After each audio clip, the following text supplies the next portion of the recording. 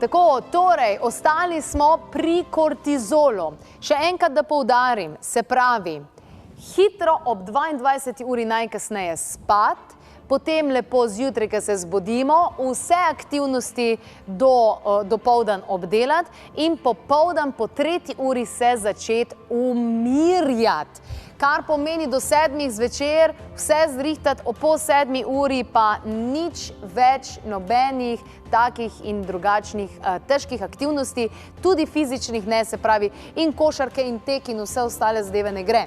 Imamo en pripomoček, ki dejansko nam pomaga uravnovesiti kortizol in to so adaptogene rastline.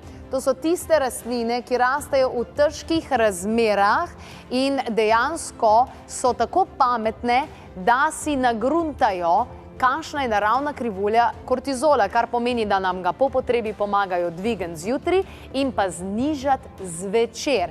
To je pomembno, torej, da je kortizol v ravnovesju, kajti kaj se zgodi, ko ni? Ne samo, da zbolimo, ne samo, da imamo težave, ne samo to, vsi naši hormoni ne bodo delovali tako, kot morajo, ker se ne bo izločal melatonin, ker se ne bo izločal rastni hormon, ki je dejansko samo od 23. do nekje 1. ure zjutraj čas, da se izloči in se ne, če se to ne zgodi.